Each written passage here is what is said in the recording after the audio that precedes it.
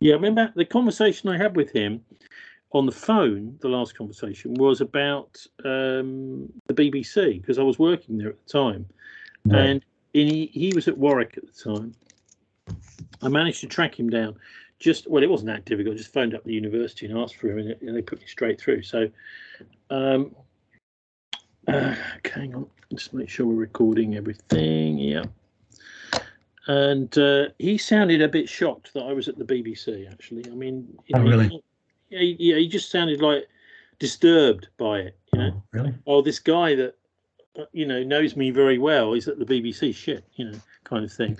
And then I got the sack about 2 months after that. Oh, you maybe did? 6-8 weeks, maybe something like that. No, it might have had nothing to do with him, Right. Who knows? Yeah. But I wouldn't put it past him. Right. I mean, he was just incredibly well connected. It was sort of obvious. He was. How did you discover that? He never mentioned it. He never talked about it, but he just knew shit. He knew loads of. Anyway, right. So, could you introduce yourself and tell us a little bit about this phrase "auto abkeo," David, that you use on your site? Certainly. So my name is David Livingstone. I'm the author of 5 books studying the history of the occult. And my most recent is Ordo ab Chao, which is very much a culmination of the research I've been doing for about more than 30 years now. And I'm pretty surprised of how much I've tried to be thorough in all these years and thought that I had covered these topics in quite some detail. In my first few books, I was surprised to find out how much I discovered. I was still able to discover to put forward in my recent books. And so Ordo ab Chao is Latin for, obviously, order out of chaos. And it's the motto of Scottish Rite Freemasonry. And what it appears to represent is effectively, we've talked about this before, Tony, but it's Albert Pike himself who revealed that the goal of Freemasonry, of course, Freemasonry, the reason they call themselves Masons is because they are bricklayers who are laying the bricks for the rebuilding of the third temple of Solomon, the third iteration of the Temple of Solomon. And that, which is expected to be an important milestone in the end times events. And so what they're trying to do is they're trying to effectively fulfill the Book of Revelations. And so as the Book of Revelations describes chaos taking place before the advent of the Messiah, they believe themselves required to produce that chaos in order to accelerate his arrival. So order out of chaos effectively means that. It means pretty much the New World Order that they are trying to bring about the outcome of through the sowing of chaos. Well, it's interesting, isn't it, that quite a lot of the people now, politicians particularly, always get the blame, although they don't really seem to have much power these days. They seem to be more like frontmen for other forces, maybe banking, arms, these kind of things. Is that a lot of people say, well, these people are rubbish, they're useless, they're mad, but actually maybe there's a purpose. Maybe there is a purpose behind this chaos that we're seeing, particularly in the West and economics. I mean, look at, for example, this situation we've got in our economy in Britain now. I'm not sure how things are in Canada, where there is really no reason now to work as a very poor person, unless you're sending money abroad, that work is no longer a route out of poverty. It's almost as if this whole idea of going and doing unskilled, low-paid work is not valued at all anymore. But that's sowing its seeds of chaos in society. A lot of youngsters going into organized crime, for example, as a result of it. But you're saying that maybe there's a purpose to this chaos. Yes. I mean, those are pretty specific examples, but the chaos is so much. It's the wars, it's the demoralization of society, it's a disease, poverty, murder, of course, the slow elimination of Christian influence of pretty much any major influence of any major religion. So all those elements are all part of basically, the complete deterioration, corruption of society is the perceived to be the means for accelerating the coming of the Messiah, which is why a lot of these modern sort of accelerationist neo-Nazi organizations, they're carrying out these various acts of terror as to contribute to the mayhem.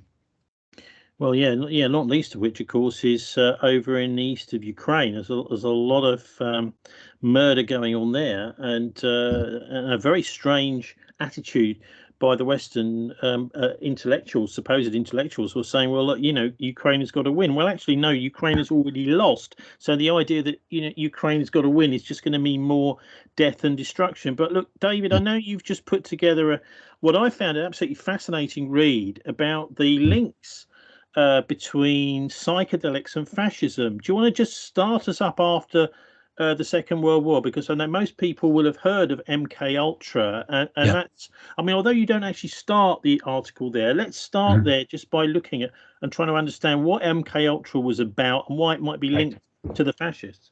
Okay, it's hard to explain what it is without some background, but where to start? So MK Ultra, of course, was a program of the CIA.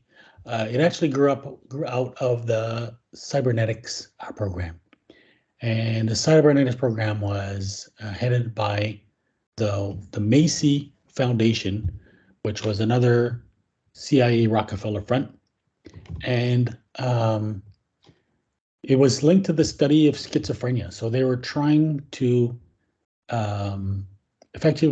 basically try to find ways to emulate the symptoms of schizophrenia. And so it's perceived to be a mind control, quote unquote, program, which doesn't really quite accurately describe it. There's a sub-project of MK Ultra, and you can find it online. It's a CIA document that details exactly what they describe of what they plan to do. And it's pretty astounding because I've never seen anything that is such an open confession of the brutality of what they were trying to do. So basically, they described it that they were trying to create MPD, right, multiple personality disorders in children, and to achieve that through the combination of torture, through electric shock, and drugs. So this is what's commonly referred to in conspiracy literature as well, it's related to ritual trauma, right? Satanic ritual trauma. So it's the same idea and it's been described as creating altars. And so effectively, the way that I understand it is that if you put a child through horrific situations that they're not able to cope with, then they retreat to a part of their mind, and it allows, my guess is that it allows demonic entities then to possess them. And that's what there's a more clinical approach which tries again to describe them as personalities or alters, but that's really what it is. And then those personalities and then controlled through hypnosis. So yeah, basically the CIA tried many drugs. They tested marijuana, they tested peyote, they tested mescaline, and finally they settled on mescaline, which was discovered by a Swiss scientist, Albert Hofmann. I'm not sure what the year was, 1932, 1938. And then finally designated by the CIA to be the drug of choice that they were going to use for their program. So basically, the real head behind that is Aldous Huxley. He's the guy who really inspired it. So it's important to note that he wrote Brave New World, which is about a society, a dystopian view of the future of a tyrannical society that uses drugs and promiscuity to control its population. And this is a point where we can get back to what the background of this really is, because it's occultism. He named the drug Soma, and the Soma is a name that's found in the Vedas, because it refers to the drugs that were used, or apparently, to make a long story short, used by the ancient shaman. It's related to, there's another drug called the halma, and which was used by the ancient magi for their ritualistic purposes.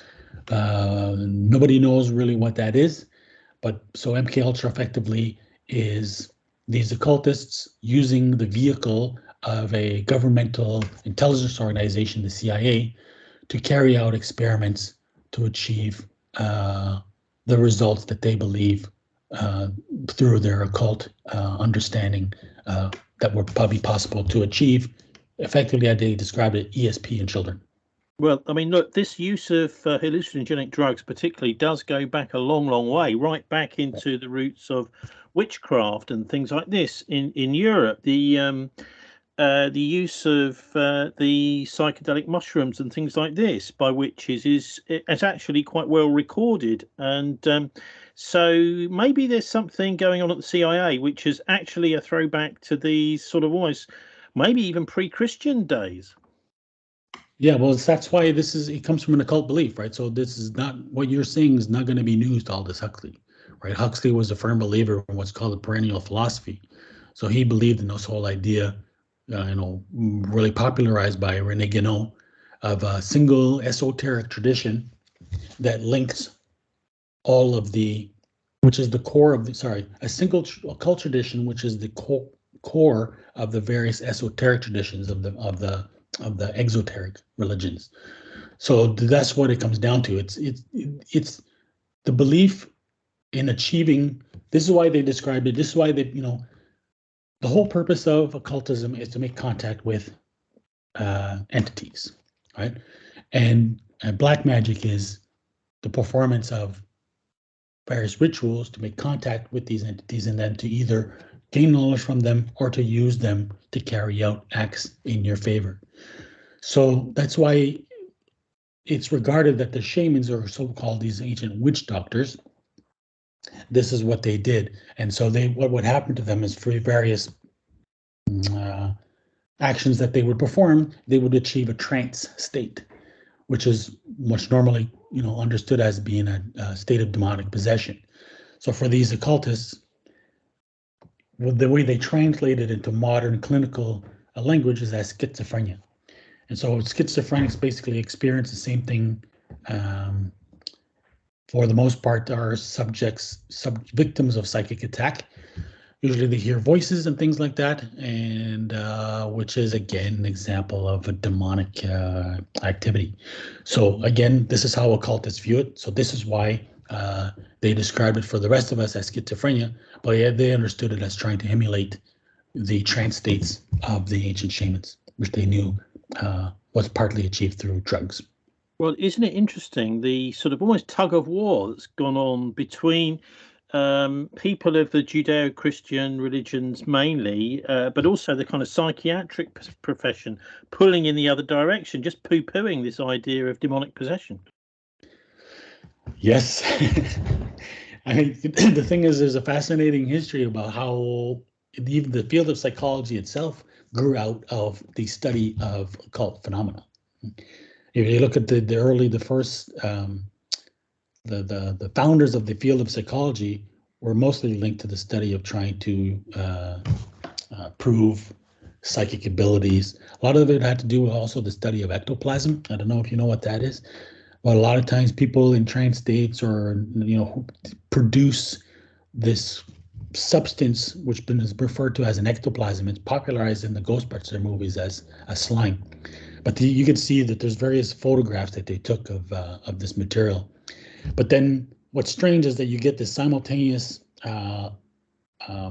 outgrowth of what's called the Society for Psychical Research, I think is what it's called, which involved, what's curious is that it involved a lot of people who were deeply connected to theosophy, but they ended up supposedly disproving or proving Blavatsky to be a fraud. But so I don't know how it exactly happened, but basically it grew out of that, but then sort of developed this scientific, empirical look at the world that purportedly rejected the existence of the supernatural. Well, I mean, it's hilarious, isn't it, if you think about it, that these psychiatrists are actually founded on occultism, and yet they deny it. But so no wonder they're a bit. Some of them are a bit messed up. But anyway, look, let's also have a look at how this use of drugs. I mean, fascism we think of really, I suppose, as a 1920s Italy. And 1930s Germany. That's where that's where we think of as fascism. Were the Nazis into psychedelics? Were the Italian fascists into them? Yeah, so it appears that the Nazis basically were discovered LSD first, and so like everything else that they imported from the Nazis after the war, the CIA basically just took over the project, brought over those Nazi scientists, and MK Ultra was effectively a continuation of the projects that had already been begun by the Nazis. And so this is why you find this intersect. I mean, where it all goes back to is that they believe. So what they follow, it goes back to the idea of Shambhala and Agartha. So Blavatsky was the woman occultist who popularized the idea of Shambhala. And of course, the Nazis were sending exhibitions to Tibet to try to find Shambhala, right?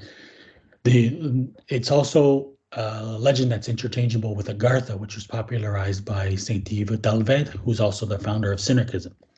So that's why you find that these two traditions are really the foundations of the Nazi ideology. And it goes back to the idea that the Aryan race and its mystical ideas have their origins in the Altai Mountains. So the Altai is fascinating. It's fascinating for its place in this history. It's a place. It's where Russia, Mongolia, and China meet, and so it's believed that it's the shaman of basically the shamanism of the Altai is the original religion of the Aryans. And so supposedly what happened is that it survived in Tibetan Buddhism. And that's why, according to Blavatsky, Tibetan Buddhism is really the best preservation of the Aryan mystical tradition. And so this is the idea. So this is what, and of course, again, like I mentioned earlier, these shamans were using drugs to contact the spirit world. So when you look at the Nazis or the people, the cult tradition influenced by them, this is what they were all trying to do. And so this goes as well with the Synergists. And so where you find a confluence of these elements is in occupied France, in Vichy France, which were basically collaborating with the Nazis. And this is where basically the Vichy regime is considered to have been a synarchist conspiracy, led by Jean Cousteau, who was the head of the synarchist empire movement, I think is what it was called. So he was a friend with Aldous Huxley, and both of them founded what's called the CSHP, the Center for the Study of Human Problems.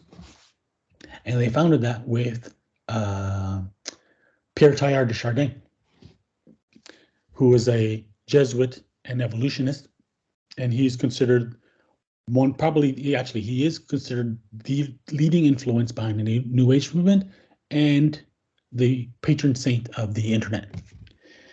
So in Vichy, France, this is where a lot of these synarchists were meeting with Nazis.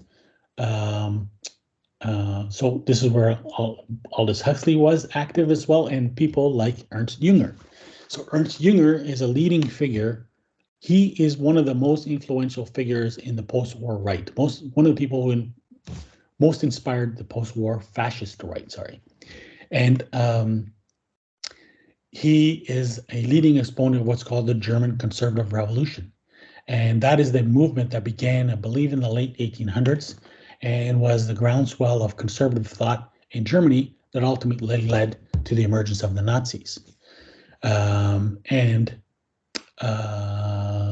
So linked to that is a group of conferences known as the Eranos conferences.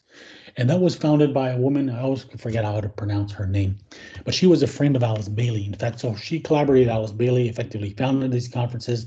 They ultimately renamed them, and it became known as the Eranos conferences. And that took place in Ascona in Switzerland, which is a very important occult location. We're like a confluence of all kinds of occult influences. And she did that in collaboration with Carl Jung. And Carl Jung, of course, during the war, worked very closely with Alan Dulles.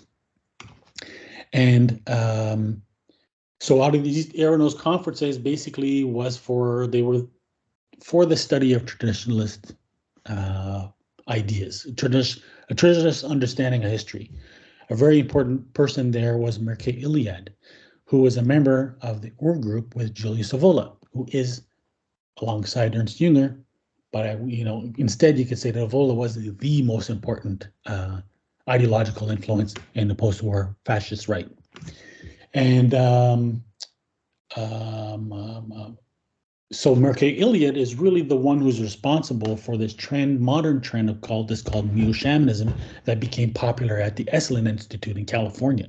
Now, the Esalen Institute, I can't sure, it was founded by Michael Murphy and Richard Price, and I can't remember which one of the two admitted it, but one of them openly admitted that the Esalen Institute was founded was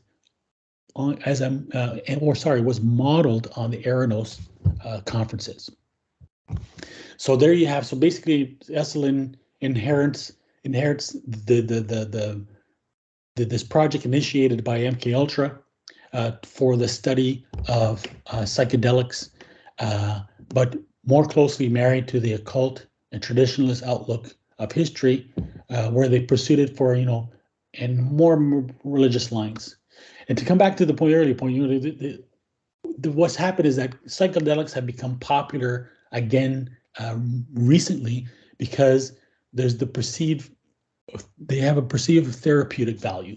A lot of people are going to South America for to use ayahuasca, which they believe can cure them of all kinds of ills. There's a study now at the Johns Hopkins. I think maybe there's a couple of things. They're studying ayahuasca. In fact, they're inviting people to share their experiences of ayahuasca and their encounters with elves. So this is happening at a legitimate, very well regarded university in the United States. And the study of magic mushrooms, because magic mushrooms as well are believed to be able to solve all kinds of problems, things like alcoholism. Now there's a study of a MDMA for treatment of PTSD and things like that.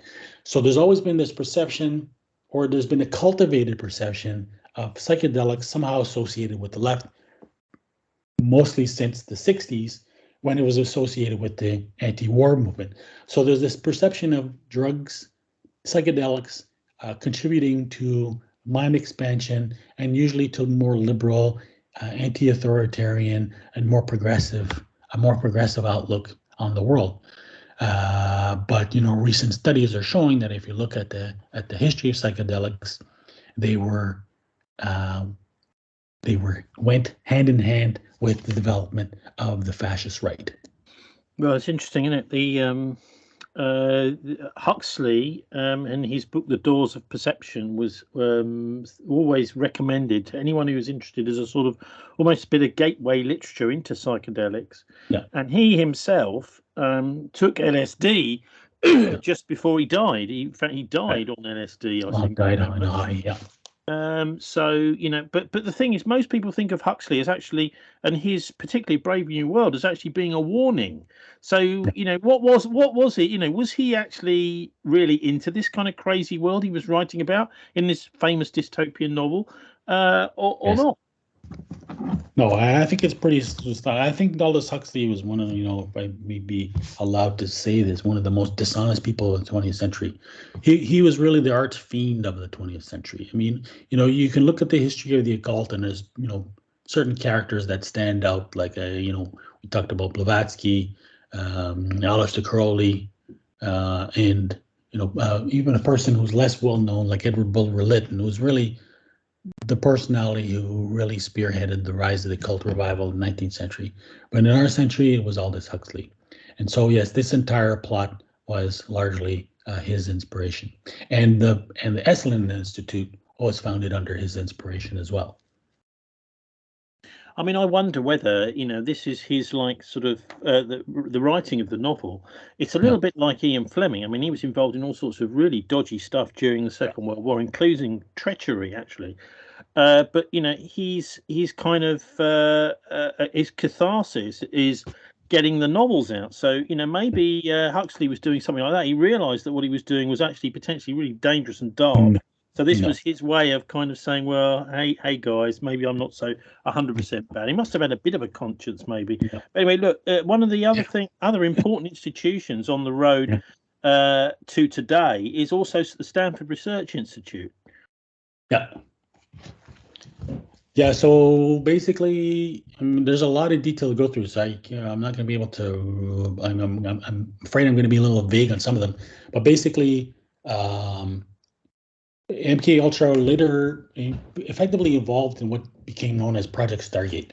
And Project Stargate, the purpose of it was to use psychics for what they call remote viewing. They thought they could use psychic for spying purposes.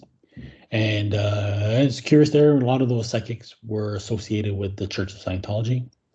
And another organization called IONS, which is the Institute for Noetic Sciences.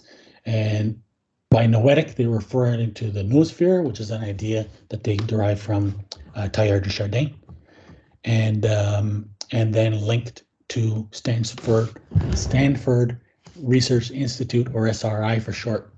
So, and this is where, like I mentioned, MK Ultra grew out of the cybernetics group, and so the cybernetics group had a dual purpose or a dual mission, and so while they were exploring psychedelics, they began their project of creating artificial intelligence.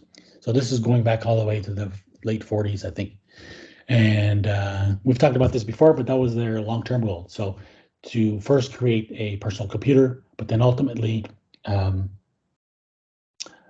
to create a computer that could achieve artificial intelligence. And so at SRI, it's at SRI that you get this meeting of the continuing exploration of psychedelics, and headed by people like Gregory Bateson, and who introduced a lot of important people to psychedelics. I think he's the one who introduced he's the one who introduced Ken Kesey to psychedelics, who was the head of the Merry Pranksters. And sorry, am I getting that right? Who wrote the? I mean, he was the head of the Merry. Yes, absolutely. Yeah. Kesey was. I mean, there were these two sort of. One was Timothy Leary and his kind of officialdom version, but Kesey is much. I think I kind of embrace Kesey, particularly with his One Flew Over the Cuckoo's Nest. He was almost like a kind of unofficial, like unauthorized LSD research institute, kind of on a bus going around with people like Jack Kerouac and others who've been involved in the Beat Generation from the 1950s and doing almost a sort of an unofficial version or an unauthorized version of this research on the streets of San Francisco. Yeah. So I mean, what's interesting? So the whole Ken Kesey's book, One Flew Over the Cuckoo's Nest, is it's basically a representation of what's called anti-psychiatry. One of the founding figures, he had a couple of figures who were really important to it. One was Michel Foucault, right, the postmodernist, and the other one was R.D. Laing, who was a British psychologist, and he was part of the whole swinging London scene, who were doing LSD. They had a very interesting conference that they all participated, and the title of the conference was the initials SOMA, or Soma again, and I think it was called Dialectics of Liberation or something like that. They invited people like Stokely Carmichael of the Black Panthers, Angela Davis as well too. Which anyway, that's a whole other chapter that I talk about, where you can see the whole confluence of the New Left, psychedelics, and this field of anti-psychology and postmodernism. So this postmodernism is really what inspired the Esalen Institute. And again, it's founded on this idea of divine madness. So it's the idea that schizophrenics are not crazy, they're just on another level of reality. And the shamans too. So basically, when a shaman achieves a trance state, he's not crazy. He's just peering into the beyond, right? It's what they call a kind of divine madness, a term that goes all the way back to Plato. So that's what they were trying to achieve through psychedelics, was basically to replicate this kind of divine madness. So the idea was that these people are being put into institutions because they're perceived as being insane, when in fact they're geniuses of another kind. And so that's very much what inspired Esalen to continue their studies of psychedelics and what came to be known as neo-shamanism. Well, I think maybe we should take a musical break right now for Terry Hall and his song "The Lunatics Have Taken Over the Asylum," because that does. I mean, what you seem to be painting, David, and correct me if I'm wrong, is this desire to normalize these kind of schizophrenic experiences, whether it's through drugs or whether it's through serious mental illness. Maybe you may call it demonic possession, to normalize this and to slowly over decades bring it out and normalize it. And I suppose it seems to me you're saying is that now this idea of normalizing this idea of psychedelic therapy, saying actually this could be really good for you, let's treat these people in hospital with this, it's slowly emerged as almost becoming a norm now. Right. So they've been at it a long time, right? So I'm not sure. The thing is, there's some truth to it, that these drugs seem to have some positive benefits. I think they're far too powerful to underestimate and to tamper with without better understanding. I think we're far, far, far from understanding how the human mind works. And to be using these substances, I think, irresponsibly. But regardless, I mean, that's why it's interesting how it comes back to Huxley's plan, right, of ultimately using some kind of drug to control populations. So I don't know if it's a pretext or if they partly believe it, but yeah, that's what they're trying to do. And what's interesting is, I want to get back to the point because it comes back to this, that another person who was very fond of Gregory Bateson was Stuart Brand. And Stuart Brand, he's one of the most influential people behind the Silicon Valley computer culture, because he's considered really the one who inspired the use of the personal computer. I think we talked about this before as well too. So the idea that, as I said, the computer was a project of the CIA originally, effectively cybernetics group, but they wanted to popularize its use, and they needed somehow to combat the perception that IBM was sort of the stodgy establishment corporation, and that tools were really something for engineers and not the average person. So they tried to sell. They did sell the computer as a tool of not just personal liberation, but political liberation. A tool of almost revolution, which is why Steve Jobs' first famous commercial, 1984 commercial for the Macintosh, was of an athlete throwing a sledgehammer at the screen of Big Brother, so that somehow these computers, when they were going to get in the hands of the average person, were going to be able to. You're going to serve as a kind of tools for revolution and societal change. Well, hang on, because look, I mean, this is it's interesting. The parallel here. The idea is that you're going to be able to use your little PC in a revolutionary way in order to change the internet. Actually, no, the internet, as you start to look onto the online, the internet is coming into you, and it's a bit similar to the way that these people seem to want to use demonic forces as well. If you're conjuring up demons, those demons are likely to be, you think you're using them, and maybe 2 or 3 times, you may get something from them, but suddenly you find yourself taken over, or there seems to be a parallel between those two, the computer networks and this, demonic network. So maybe is that there? I mean, because for many of us, all of us know and have seen the Frankenstein films. There's a kind of element of a kind of digital Frankenstein in AI, isn't there? Yeah, so that's why Frankenstein is considered the model, right? If you look at, so this is how those twin tracks of psychedelics and computing merge in transhumanism, right? So, and this is conscious. So that's why you find most of the people who are the leaders and today, this is what's happening, is that you find the push for the adoption of psychedelic therapy is coming from the right. One of the important funders is Rebecca Mercer, who is the daughter of Robert Mercer, who founded Cambridge Analytica with Steve Bannon. All three of them are members of the CNP, the Council for National Policy, which is basically the preeminent organization of the American right today.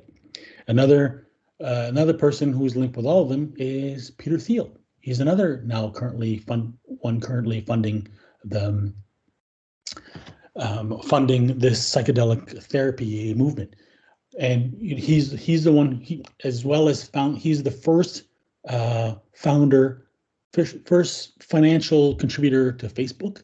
He's also the founder of Palantir, which is the company, is a CIA-backed company that helped Cambridge Analytica breach Facebook data, which so that they could use to target audiences to favor Trump's election. Peter Thiel ended up working, and so Peter Thiel is also an advocate of Carl Schmitt. So Carl Schmitt is another person who is central to the conservative German conservative revolution. He's known as the crown jurist of the Third Reich, but he was also friends with Leo Strauss, who was the godfather of the neoconservative movement. So Albert Hoffman, after the war, he started palling around with various people on the right, and most importantly, one of the two most important people he introduced LSD to. Well, maybe he didn't introduce LSD to Carl Schmitt, but he started communicating with Carl Schmitt and with Ernst Jünger. So this is why you see how this trend of the far right, even the neo-Nazi right, has been behind the scenes always very closely associated with the psychedelics. And now again, we come back to transhumanism, and I want to mention Nick Bostrom. He's the founder of the Transhumanist Society Association, something like that. It's got renamed to Humanity Plus. And he wrote a book on the history of transhumanism. And he says it right there in the open. He says the origins of transhumanism go back to first the alchemists and then Shelley's Frankenstein. And because again, it's a reference to the creation of life, which goes back again to Norbert Wiener's creation of Norbert Wiener, who's one of the two key figures in the cybernetics group. He wrote a book called God and Golem Inc., and he basically compared the creation of artificial intelligence to the creation of a Kabbalistic golem. Well, this is a little bit worrying. It sounds like, Terminator's all coming true, in front of our eyes. But, Yeah. It's another thing about Peter Thiel is, okay, so he's just a Bilderberger. Anyone that follows the Bilderbergs like I do is quite regularly used to seeing him hanging around. Right. But he also, there's an interesting article last year or a couple of years ago in Vanity Fair, saying that he wants to inject himself with young people's blood. He believes that, maybe he's been doing too much LSD, I don't know. He believes that by taking blood from young people and injecting it into him, that he can stop himself aging and cure himself. So, this is one of those very peculiar things from, oh gosh, what was it? The Queen's Necklace book by Walter Scott, was it? Maybe. Oh no, Dumas, I think.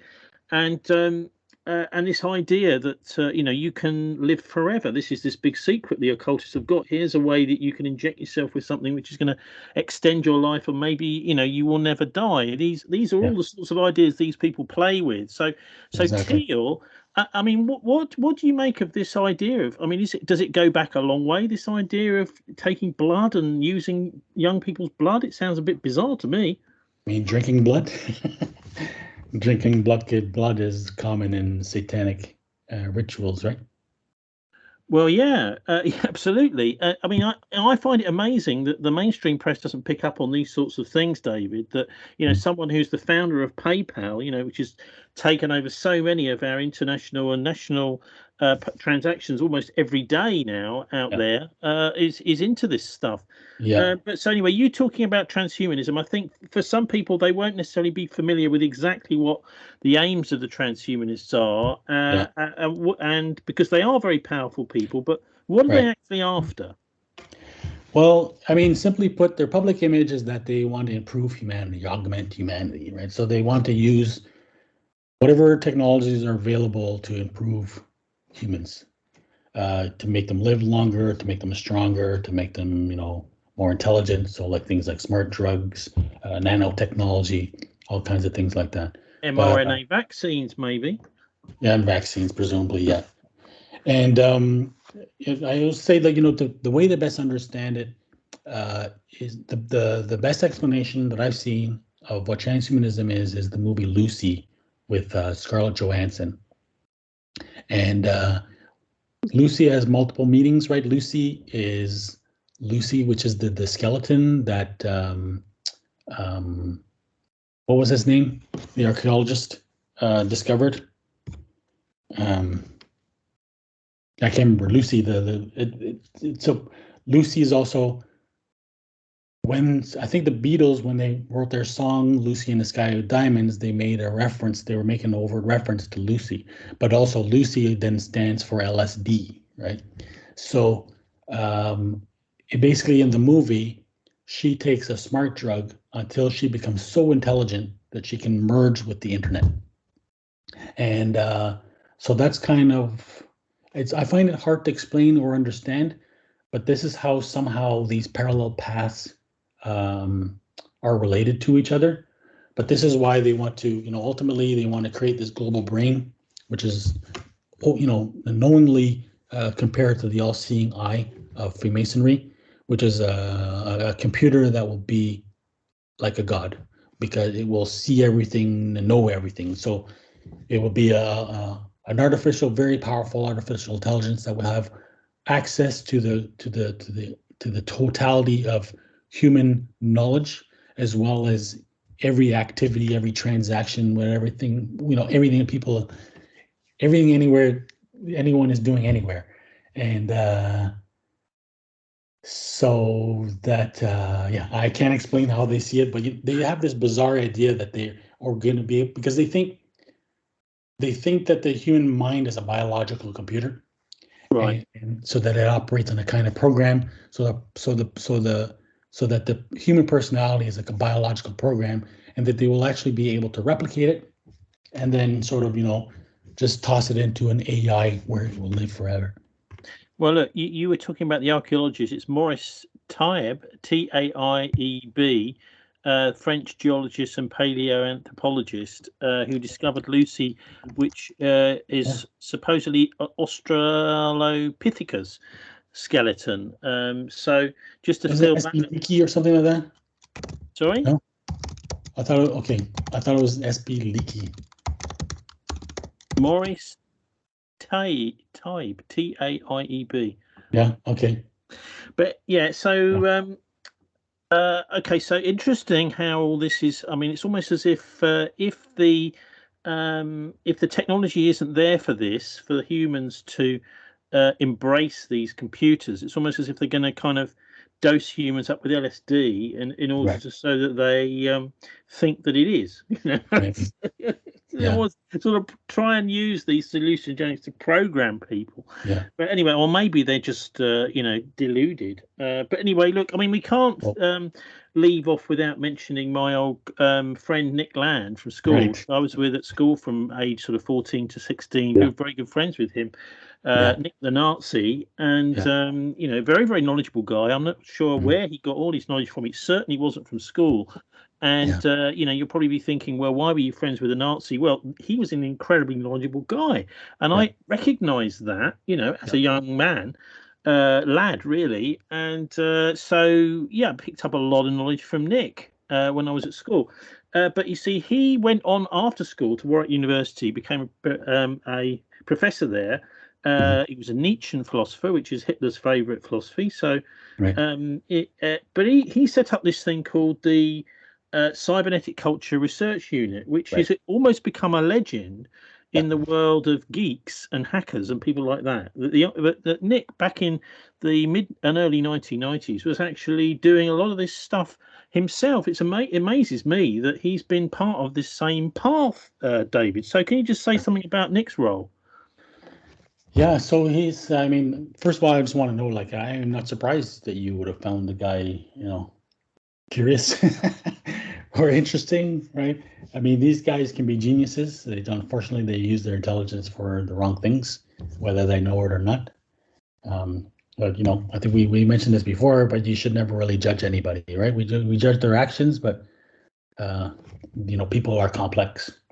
But yeah, so he's considered the founder of Accelerationism, which it goes back to the idea of accelerating the end times. And so this is an idea which really goes back, well, I mean, it goes back a long way, but one of the organizations goes back to the Process Church. And the Process Church, effectively what the process means is the process of causing acceleration of the end times, because it's called the Process Church of the Final Judgment, right? So it influenced Charles Manson, who carried out the Manson killings, as another, way of creating mayhem to contribute to chaos, or what he thought was igniting a race war, which would help accelerate the end times. And so this is why accelerationism now has become popular with the various neo-Nazi terrorist movements that are emerging.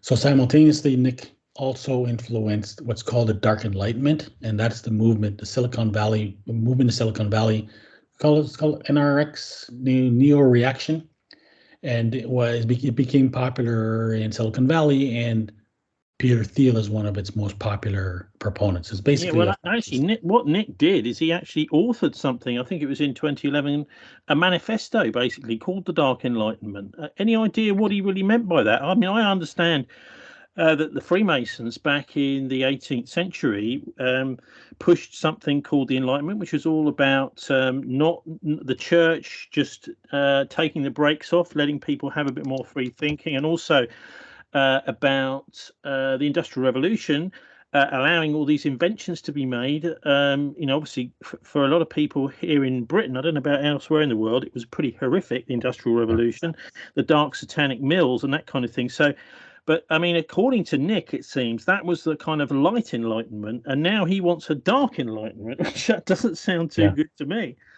No.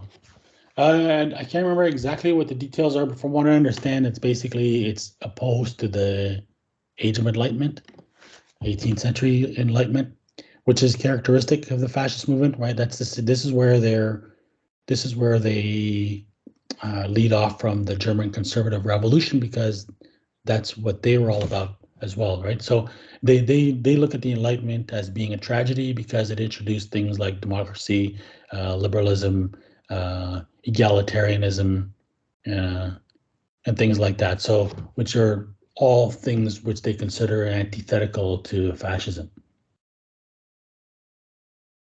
Yeah, but I mean, Nick's manifesto is really about the idea of humans just giving up their freedoms and realizing that they're much better off just if they get told what to do by machines. Okay, yeah, I can't remember, but yeah, it's a kind of fascist technocracy or something like that. I mean, it's almost as if existence then would have the soul totally sucked out of it, David. Yeah. Well, it's the end times, right? That's what. Yeah, maybe that's the point. Yeah, of course. And then the human spirit will fight back against that, and certain nations, almost certainly, if there are any independent nations left, will most definitely be fighting against that and seeing it as a threat to humanity, rather like Hitler in the 1930s. Yeah. Well, it's a movement against God, right? It always has been. This is just a modern manifestation of it. It's the same plot. They even like that said, the transhumanist, the book, The History of Transhumanism, acknowledges it. They acknowledges that it's the history of the cult. They take it all the way back to Prometheus, and of course there's a statue of Prometheus in front of Rockefeller Plaza Center, and so Yeah, it's a war. It's a Luciferian plot. Well, I wonder if Nick is really as sold on it as he makes out, because one of the last conversations I had with him at school, we were aged about 18. I grabbed his arm, as he was running up the stairs, and said to him, "Well, yeah, but does God exist or not, Nick? You have been kind of hedging around these issues ever since I've known you." And he turned, he stopped, and he looked at me for a moment. And it's one of the things I love about the guy is he would not dodge issues. He would always address them, and he wouldn't try and kind of tiptoe around as these blasted politicians and journalists do all the time. And he said, "Well, hey, it's about 50-50." So his plot, his plot to cancel God, maybe he's cancelling half of himself. We'll see. Anyway, look, David, whereabouts can people find your research, and what's the title of this latest article on the fascists and drugs? Right. So my latest book is called, it's a 6-volume work, which is called Ordo ab Chao, and that's why my website is called ordoabchao.ca. There's a resource section there which has all my latest articles. In fact, there's a block of recent articles on my homepage as well too. You'll see my recent, it's called Fascism and Psychedelics, from the conservative revolution. I think it was conservative revolution to Esalen and Silicon Valley. I mean, I think just pat you on the back if I can be so patronising. But thank you so much for putting that stuff out there for people to read. But if people really wanted to support you and actually find out more, it's quite simple, I believe, for people to get hold of your books, isn't it? Actually, physical books. Yeah. So how do people buy those if they want to? So my books are all available on Amazon. They get print or Kindle. Of course, you don't need a Kindle device to read Kindle. You can get the Kindle app on your phone or computer, and they can read it on my website. So my entire 6-volume set is published on my website as web pages. Okay, David Livingstone, as ever, thanks very much for joining us. Thank you, Tony. Thanks as always. Always a pleasure. Okay, nice one. I just wanted to, just sort of, I don't want to have it out with you, but this business, I think, because of our separate faiths, you're really saying that Revelation is written by them. I really don't think it was, because if you cut, sorry? I know, but we can agree that regardless of who wrote it, they're trying to fulfill it. Oh yeah, well we can certainly agree on that, because the thing is, I don't know. I went to Patmos years ago, where John is supposed to have had the revelation, right? And it's a very, I would recommend, if you ever get a chance, go there, because the people who live on Patmos. It's almost as if there's still the culture from the thousands of years of Greek history there. And they were very, very switched on bunch, is all I'll say. And also, of course, John was in a way the most special of the disciples, and he lived the longest. He managed to survive where many of the others were murdered or kind of executed or whatever. And so he was then sent in exile. I think it was from Ephesus out to Patmos. And it sort of fits with the whole thing that he'd be the one who God would choose to have this revelation. And also, of course, for today, so these people aren't the most imaginative. I don't think they would necessarily know what to do if it wasn't for the fact that God has put this thing out there for the faithful as a kind of warning. In a way, maybe a little bit like Huxley putting out Brave New World as a warning to us all. Yeah. So I realise what I'm saying is a bit stretching a point a little bit, but I just thought, I don't agree with you with Huxley, but like I was saying, like we have to understand that these people are Gnostics, right? Yeah. It doesn't mean they believe in God, right? They believe in Jesus. They believe in all the prophets. They believe in the story of Noah. They believe in the flood. They believe in all of it, but they take the opposite view. No, this is important for people to understand. They're not atheists in any way, right? They believe in the exact same thing that every believing Christian does, except that they're opposed to it. Yeah, they think that the devil is the good guy and God is the bad guy. Yeah, Exactly. So yeah, it's fascinating, isn't it? It's amazing. So we expected that they're, I mean, their cleverest move, really, was evolution, in the idea that putting out this whole idea that there is no God, and that is a very effective way of screwing the opposition to them, I suppose. It's And, fascinating. and then coming up with theosophy to sort of fill the gap, the spiritual gap that's left. Anyway, look, lovely to chat to you as ever, Dave. God bless. Yeah, you bet. Thank you. Thank you very much for that. I'll be using some clips from that on Friday. Thank you. Okay, thanks again, Tony. I really appreciate it. Nice one. Bye-bye.